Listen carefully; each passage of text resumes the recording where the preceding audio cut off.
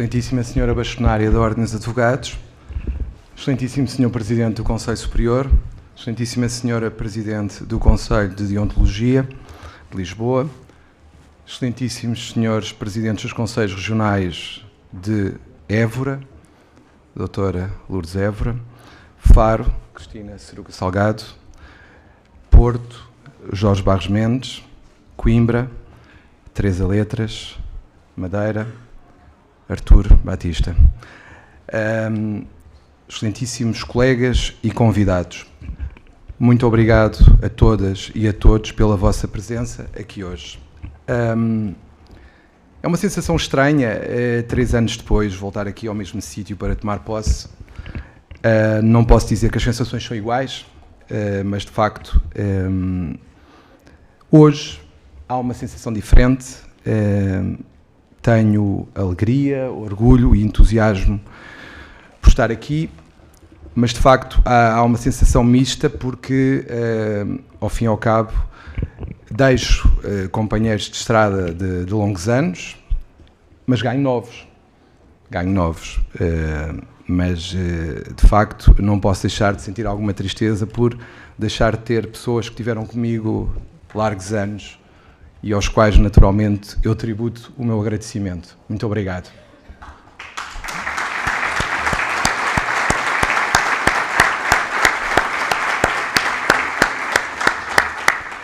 Bem, agora vamos à parte da alegria, não é? Porque isto, vimos para aqui chorar, não vale a pena.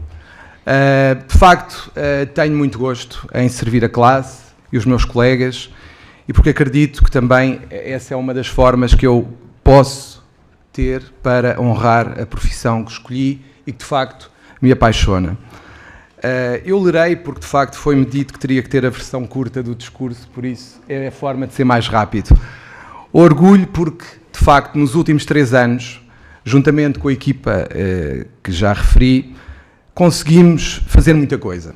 E só não fizemos ou não concluímos coisas porque de facto a pandemia não nos deixou. O entusiasmo, porque, ao fim e ao cabo, estamos aqui, eu e os meus novos e velhos companheiros de jornada, o que de facto eu enalteço, porque muito que digam que a Ordem dos Advogados é obsoleta, que ninguém quer saber da Ordem dos Advogados, eu ainda convenci algumas pessoas a entrarem na Ordem dos Advogados, e basta olhar também para os órgãos que ganharam as eleições e que foram eleitos quer nacionalmente, quer localmente, nomeadamente as delegações que também honram com a sua presença aqui hoje. Há mudanças, há renovação e a Ordem dos Advogados continua viva e isso é muito importante que ninguém se esqueça. Quando concorremos a este mandato, o programa era claro e estamos aqui determinados a cumpri-lo e disponíveis para encabeçar todas as lutas, algumas delas já foram aqui mencionadas, que a advocacia vai seguramente enfrentar nos próximos 3 anos. Arriscar-me-ia a dizer que os próximos 3 anos vão determinar muito do que será a nossa profissão no futuro. E para isso, naturalmente, todos seremos poucos para lutar contra o que aí vem. As nossas prioridades são muito claras. Eu enunciaria 3. Servir as advogadas e os advogados, defender a advocacia, unir a classe. Estes objetivos a que nos propomos podem parecer demasiado genéricos, mas na verdade é que vimos trabalhando neles desde que tomámos posse há 3 anos. Diria que se dividem em 2 partes estes nossos objetivos. Primeiro, os projetos e as medidas que têm um momento certo no tempo e aqueles que são um trabalho que nunca está terminado. E é de ambos que gostaria de vos falar aqui hoje. De facto, apoiar o exercício da nossa nobre profissão é a nossa primeira prioridade. E o trabalho assenta sobre 2 pilares. Um pilar interno, ou seja, construindo uma rede de serviços e instrumentos que facilitem a integração e a gestão cotidiana das advogadas e dos advogados, começando logo pelos estagiários. Um pilar externo, procurando, negociando e criando melhores condições de acesso e funcionamento junto dos organismos e entidades com quem temos de trabalhar. No pilar interno, temos vindo a acelerar a transformação digital com a criação de serviços de apoio que vão passar a ser digitalizados em breve. Por exemplo, a criação das plataformas de gestão documental, sigilo profissional, procuradoria ilícita e apoio judiciário. Esse é um daqueles trabalhos que nunca está acabado, porque podemos sempre fazer mais e melhor. Para começar, quero aqui hoje destacar uma plataforma que é uma plataforma de recrutamento, que é um sonho antigo, que foi interrompido pela pandemia, mas que está finalmente prestes a entrar em funcionamento. Com essa plataforma, os advogados estagiários, quem pretende recrutar advogados ou patronos, passam a ter um ponto de encontro que permitirá juntar oferta e procura. Com esta plataforma será possível procurar um estágio e um patrono, mas também permitirá que um advogado procure uma colocação num escritório, sociedade, ou como jurista, ou que um estagiário encontre uma experiência em contexto de trabalho. Este serviço já existia em regime analógico, mas está agora prestes a estar completamente digitalizado, o que esperamos venha a facilitar e acelerar a resposta às necessidades de ambos os lados. Outra medida que merece destaque é o Gabinete de Apoio e Desenvolvimento de Recém-Licenciados, Estagiários e Advogados, que pretendemos ter a funcionar em pleno durante o primeiro trimestre de 2023. Esta estrutura que vai funcionar com um espaço físico dedicado no Conselho Regional de Lisboa, mas que tem também atendimento remoto. Destina-se a prestar esclarecimentos e informação útil, facilitará o acesso a documentos de apoio e formativos, dará apoio, por exemplo, aos estagiários na altura dos seus exames, entre outras funcionalidades que serão divulgadas em breve. Por falar em estágios, quero deixar aqui uma palavra aos 121 potenciais futuros colegas que há cerca de uma semana tivemos o gosto de acolher no Conselho Regional de Lisboa para o início do curso de 2023. Divididos em 3 turnos, os colegas estagiários foram recebidos em sessões presenciais de acolhimento, por forma a facilitar a sua inserção e para conhecerem as caras daqueles que os vão acompanhar nos próximos 18 meses de aprendizagem. E é de aprender que quero falar a seguir. A formação, todos sabem, há uns anos a esta parte, sempre foi a menina dos meus olhos, mas não a considero uma prioridade apenas por uma questão de gosto. Cada vez mais, a formação ao longo da vida é e será uma tarefa a que todos, em qualquer profissão, temos de dedicar parte do nosso tempo e força de vontade, sob pena de ficarmos sem trabalho. Na advocacia, os desafios são ainda maiores, que mais não seja motivados pela transição digital e pela abrangência de temas e setores com que podemos ter de trabalhar. É por isso que, além de manter os modelos de formação que já desenvolvemos, queremos apostar em novas áreas e temas e testar novos regimes de aprendizagem. Agora aqui vou recorrer aos conselhos da minha vice-presidente e vou utilizar alguns anglicismos. As hard skills, as competências técnicas como as que apreendemos nos cursos académicos e que envolvem conhecimentos específicos e metodologias e práticas para a execução de determinadas funções, temos hoje de juntar as soft e as power skills. Isto é só para dar um ar de modernidade e que, pronto, também conheço alguns anglicismos. Disseram-me que ficava bem dizer isto, dava um ar de modernidade. Queremos, de facto, apostar nas soft skills, ou seja, as competências interpessoais e sociais, tais como comunicação, liderança, inteligência emocional, gestão do tempo e produtividade. Mas também nas power skills, isto é, competências como as de base tecnológicas e afins. É por isso que nos próximos tempos vamos disponibilizar formação temática mensal, abrangendo temas tão diversos como cibersegurança, tecnologias de informação e de ferramentas digitais, psicologia e inteligência emocional, desenvolvimento pessoal e do talento, gestão positiva do stress, equilíbrio entre a vida profissional e pessoal ou como falar em público. Mas queremos ir mais longe, queremos, de facto, uma formação colaborativa e descentralizada. Colaborativa porque queremos acabar com a aparente separação entre a formação académica, quer dizer, as universidades, e o resto da aprendizagem e da profissão.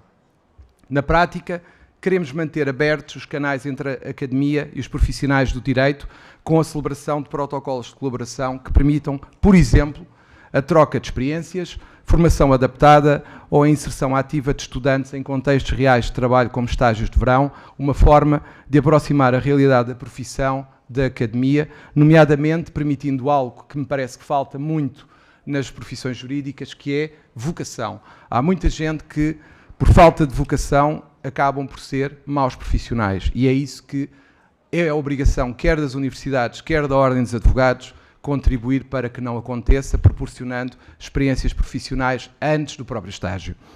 Sobre este desafio, temos já em curso a concretização de parcerias com as Faculdades de Direito da Universidade de Lisboa e outras universidades, cujos detalhes serão conhecidos em breve. Como, para breve, e aqui em colaboração com a Faculdade de Direito da Universidade de Lisboa, aqui representada pelo Sr. Professor Dr. António Pedro Barbas Homem, já na próxima semana será assinado sobre este tema um protocolo de colaboração com a Faculdade de Direito da Universidade de Lisboa, do qual, naturalmente, daremos notícia. Mas neste desafio da aprendizagem, queremos também uma formação descentralizada, porque no Conselho Regional de Lisboa, e temos aqui as delegações que seguramente o comprovarão, queremos também que as nossas delegações tenham uma palavra a dizer e contribuam com a sua experiência para a formação das advogadas e dos advogados. Acreditamos que a nossa razão de existir são as pessoas, os colegas, e por isso, como estrutura de apoio às advogadas e aos advogados, devemos ir e estar onde estão as pessoas, e para isso o papel das delegações é fundamental. Se é verdade que já descentralizámos a formação pela via digital, também é verdade que há audiências e temáticas, nomeadamente as causas sociais que têm vindo a ser abraçadas pelo Conselho Regional, como o combate à violência doméstica e, mais ultimamente, a questão dos direitos das pessoas com deficiência. É importante uma formação presencial, porque é essa que nos permite estar mais próximo das entidades e dos colegas nas delegações. Vamos, por isso, aproximar a formação presencial promovida pelo Conselho dos Colegas que estão fora de Lisboa, e para isso vamos começar a trabalhar com as nossas delegações para construir em cada área o modelo que seja mais adequado. Esse papel mais ativo e colaborativo das delegações e a descentralização de competências que pretendemos vai também estar mais presente noutras áreas em que o Conselho Regional de Lisboa aposta ao serviço das advogadas e dos advogados. Queremos articular mais profundamente no que respeita a dois temas-chave, de que já vimos falando ultimamente, que é o combate à procuradoria ilícita e a gestão do sistema de apoio judiciário. De facto, no caso da procuradoria ilícita, acreditamos que as delegações podem fazer mais do que canalizar as denúncias. De facto, podem ajudar a avaliar e a fazer uma triagem inicial dos casos e a instruir os processos de procuradoria ilícita. Já na gestão do sistema de apoio judiciário, o conhecimento local das delegações é um fator que tem que ser aproveitado. Por exemplo, para fazer o controle mais adequado das escalas nos tribunais, ajudar na avaliação do funcionamento do sistema de acesso ao direito e aos tribunais, nomeadamente verificando, infelizmente, situações irregulares que vêm ocorrendo e propondo soluções para um melhor funcionamento do sistema. De um ponto de vista mais individual do exercício da profissão, queria ainda destacar uma concretização que já data de novembro, que é a criação do Gabinete de Promoção do Bem-Estar Psicológico. Este serviço de promoção da saúde mental presta acompanhamento terapêutico gratuito aos colegas que o solicitarem e é uma medida que se insere num conjunto de iniciativas que o Conselho tem vindo a levar a cabo. Na sequência daquilo que foi a avaliação feita da experiência e da pressão que muitos colegas viveram durante a pandemia, surgiu aquele gabinete. De facto, as queixas de burnout foram colocadas por muitos advogados em inquérito realizado pelo Conselho no topo dos problemas de saúde. Por fim, acredito que outra forma de estarmos próximos dos colegas é a divulgação correta e disponível daquilo que fazemos, e aí concordo com a senhora Presidente do Conselho de Deontologia de Lisboa, porque, de facto, no mundo em que a comunicação se generalizou e democratizou, pode ainda haver quem ache que as ferramentas de divulgação são dispensáveis. No entanto, o importante, dizem, é fazer coisas e não fazer publicidade do facto. Ora, nós não acreditamos nisso. Nós acreditamos que parte do sucesso que tem vindo a ser obtido na concretização, nomeadamente das ações de formação, advém do exemplo que damos ao divulgar o que fazemos. É por isso que o Conselho Regional de Lisboa tem vindo a apostar fortemente nas ferramentas de comunicação e em vários suportes e plataformas. De facto, é importante que os Conselhos Regionais sejam reconhecidos e, para isso, o Conselho Regional de Lisboa está a trabalhar num site que esperamos venha a ser mais abrangente e que espelhe mais fielmente aquilo que o Conselho Regional tem vindo a fazer e virá a fazer. Fizemos também uma reestruturação total da revista institucional do Conselho, que agora entendemos ser mais prática e passará a ter publicação mensal. Continuaremos a nossa aposta nas e-publicações e nos e-books para divulgação de determinadas temáticas. Por fim, na era da comunicação digital, temos, de facto, nas redes sociais cada vez mais relevantes, uma ferramenta de proximidade e atualidade e no nosso podcast o Pode Esclarecer, ferramentas de comunicação não apenas interna, mas também com a sociedade em geral e com os poderes instituídos e os agentes do setor. É que, afinal, servir as advogadas e os advogados é também olhar à nossa volta e saber interagir e criar pontes e consensos com os demais agentes com quem precisamos de nos relacionar. Esse trabalho tem de ser feito de duas maneiras. Por um lado, dando a conhecer à sociedade em geral quem somos, o que fazemos e por que regras e valores nos guiamos. E por outro lado, estando sempre atentos e disponíveis para criar as condições necessárias para um exercício correto da profissão. Por isso, temos que atuar em duas frentes. Por um lado, fazer uma escuta ativa dos obstáculos e dificuldades com que se debatem os advogados no dia-a-dia e criar um canal de queixa ou comunicação de situações, nomeadamente algumas situações que eu tenho vindo a observar que, de facto, há falta de uma comunicação com a Ordem dos Advogados, nomeadamente em problemas que vão acontecendo nos tribunais, nas conservatórias. Nós temos tentado recolher essas situações e essas queixas, mas passaremos a ter um canal dedicado para esse efeito. Por outro, e com base na informação recolhida, iremos continuar a abordar as entidades ou serviços em causa, comunicando as situações, esclarecendo e negociando normas de entendimento que permitam a prestação de um serviço correto de parte a parte. Exemplo deste serviço foi o canal de comunicação que criámos com o Instituto dos Registros e Notariado, um caso de estudo concreto que queremos alargar a outros serviços onde há bloqueios e obstáculos ao correto exercício do mandato das advogadas e dos advogados. E porque acreditamos que muitas dessas situações acontecem porque, de facto, os funcionários desses serviços desconhecem os direitos dos advogados, é importante trabalharmos na prevenção. Tivemos, nomeadamente com um dos meus novos vice-presidentes, tivemos em instituições públicas que, de facto, nos pediram ajuda para criarmos as tais perguntas frequentes para que pudéssemos ter um roteiro que servisse para os trabalhadores e funcionários dessa instituição compreenderem o que era, por exemplo, a procuradoria ilícita. De igual forma, é preciso chegar à sociedade civil e recordar o quão importante é a figura do advogado, uma importância que se perdeu na voragem do tempo. No discurso do Dia do Advogado, em 2022, falei de algo, e é curioso, recordo o que me foi dito pelo meu homólogo da Ordem dos Médicos, que aqui nos honra com a sua presença, o Dr. Alexandre Valentim, que de facto os médicos, eu lembro-me de uma série de televisão, há muitos anos atrás, no século passado, já muitos de vós nem se lembrarão dela seguramente, em que havia a figura do médico que andava com uma malinha e que via todas as maleitas e muitas vezes via mais do que se vê hoje em dia com uma série de meios de diagnóstico complementar que existem. E essa ideia era uma ideia romântica do médico, e aliás permitam-me uma pequena inconfidência com o que me foi dito pelo Dr. Alexandre, que de facto viu lá escrito no convite, isto é um pequeno à parte, traje profissional, e depois disse-me, se calhar ainda tive para trazer a minha bata. E eu disse, bem, pensando bem, não deixava de ser curioso se neste tipo de cerimónias não fossem só os advogados a vir vestidos com a sua toga e com a sua medalha, e, por exemplo, os médicos virem de bata, os juízes virem com a sua beca e assim em diante. Acho que era interessante, podíamos implementar isso e acho que não ficávamos mal. Mas voltando à ideia romântica do médico de família, eu acho que as pessoas têm que se habituar a olhar para nós, advogados, um pouco como a figura do advogado de família. Porquê?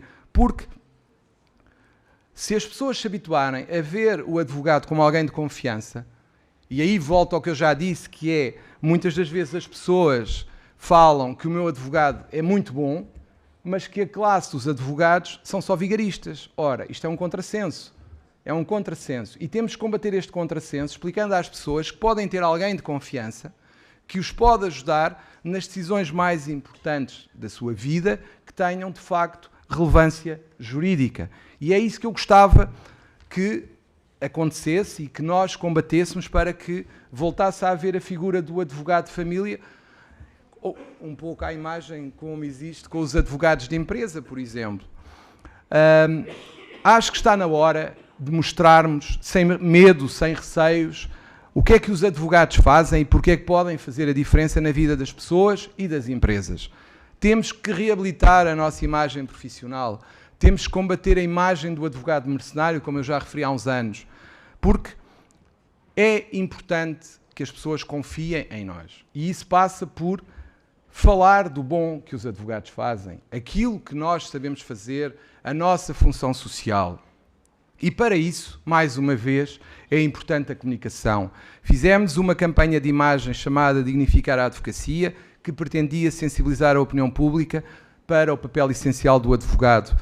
Pretendemos continuar a fazer esse tipo de iniciativas e alargar o seu âmbito. Acreditamos que se a opinião pública reconhecer a importância do papel do advogado e se ajudarmos a sociedade civil a perceber a justiça, que nem sempre é fácil, inclusivamente para os próprios advogados, já estamos a meio caminho de promover a dignidade da advocacia.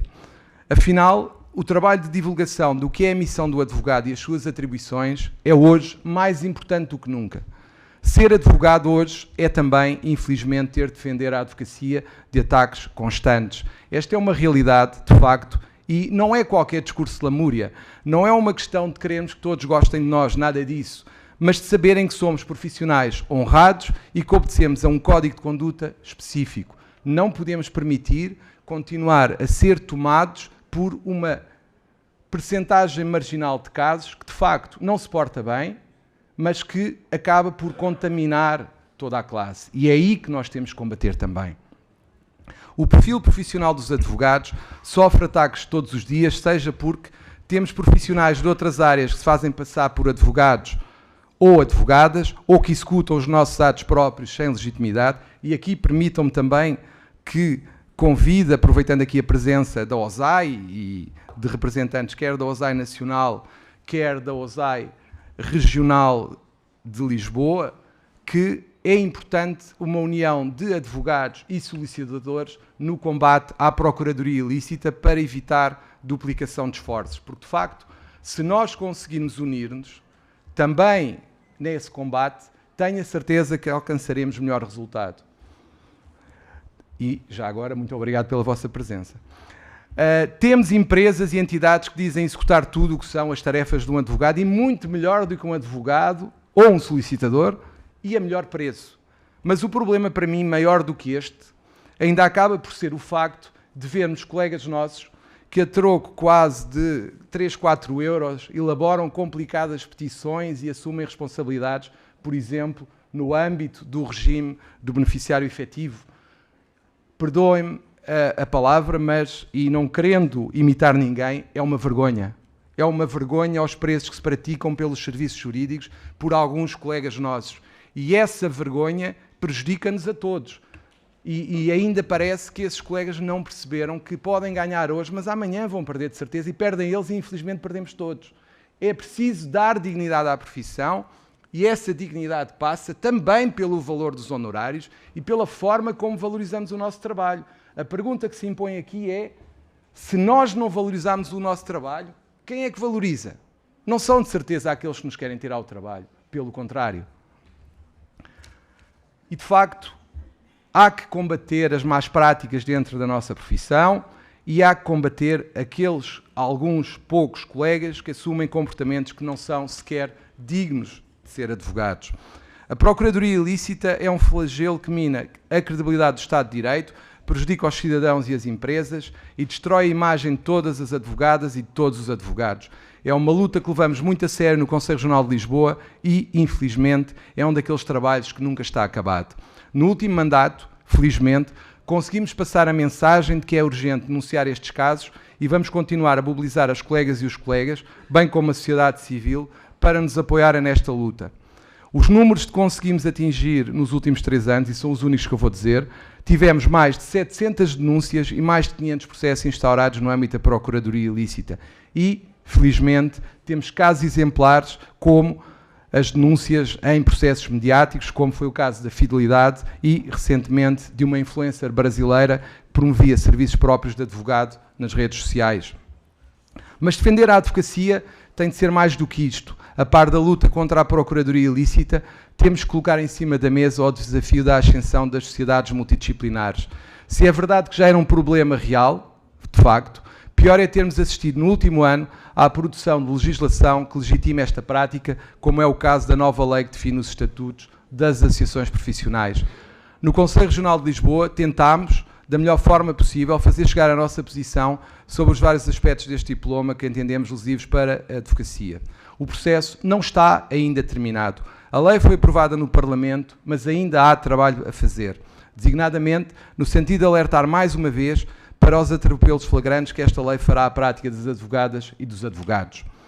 Defender as advogadas e os advogados é também olhar para a forma como trabalhamos e perceber se ela se adequa ao mercado de trabalho de hoje e ao mundo em que vivemos. Falo do nosso modelo de proteção social.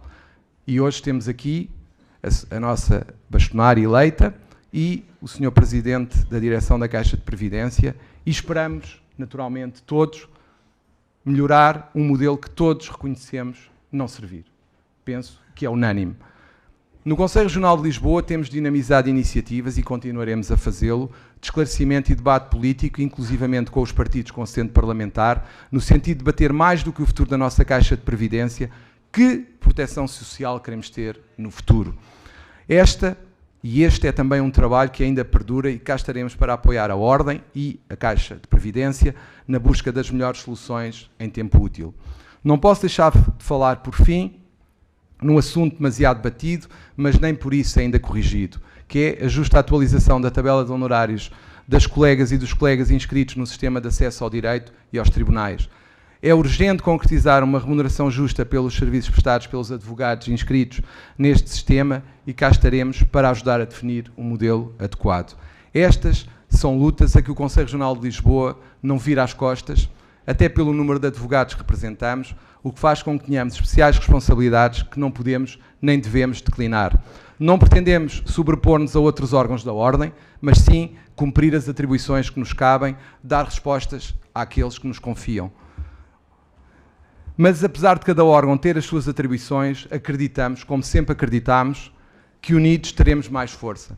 Precisamos, efetivamente, falar a uma só voz, é que, afinal, e disso fizemos bandeira, juntos podemos mais, e neste caso, como em tantas outras coisas, é urgente unir a classe em torno de desígnios comuns. Chega de perder tempo a lutar ou a discordar entre nós. O que é preciso é que nos unamos e que unimos nos batamos pelas nossas conquistas. Temos de mostrar a nossa força e união aos nossos adversários e contrapartes nos temas em que precisamos de negociar soluções diferentes daquelas que nos são propostas. Fazer a diferença como advogados também é isto. Preparar os nossos argumentos e apresentar uma contestação unida e assertiva. Nunca desistir. Quero terminar como comecei, com algumas palavras-chave, palavras que materializam o mandato que agora começa.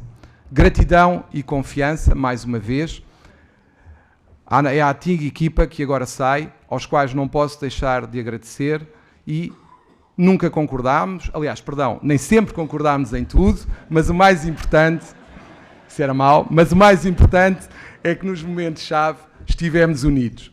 E quero aqui sublinhar o voto de confiança nesta nova equipa que vai liderar o Conselho Regional de Lisboa nos 3 anos que agora começam. Juntos podemos e faremos mais. Articulação e lealdade. Entendo que uma das obrigações de quem assume cargos de representação numa profissão é trabalhar de forma articulada e leal com os demais dirigentes. Como já disse, acredito que só falando a uma voz seremos ouvidos e teremos força para demonstrar a justiça das nossas pretensões. Acredito que devemos, internamente, definir primeiro um caminho e um consenso de posições sobre os temas que nos afligem e depois avançar com esse plano de trabalho, cada um nas suas competências. Cooperação institucional. Por fim, claro, acredito na cooperação institucional e na busca de consensos positivos com todos os órgãos da Ordem dos Advogados. Se é verdade que há propostas que nos são apresentadas, mas que temos de refutar por incluírem atropelos básicos às regras da profissão, também é verdade que a falar é que a gente se entende. Acredito que devemos fazer tudo para esclarecer, negociar e influenciar positivamente os temas que nos atingem e procurar que o resultado seja o mais positivo possível. Acredito, como disse um conhecido comediante inglês, é melhor fazer alguma coisa que os outros criticam do que não fazer nada e criticar os outros. Afinal, o nosso objetivo comum como advogados, com ou sem cargos institucionais, deve ser só um: defender e promover a reputação da advocacia e a sua dignidade. É para isso que hoje tomamos posse e contamos com todos vós para cumprir esse desígnio. Independentemente da nacionalidade ou da forma de exercício da advocacia, somos todos advogados e juntos podemos e faremos mais. Muito obrigado.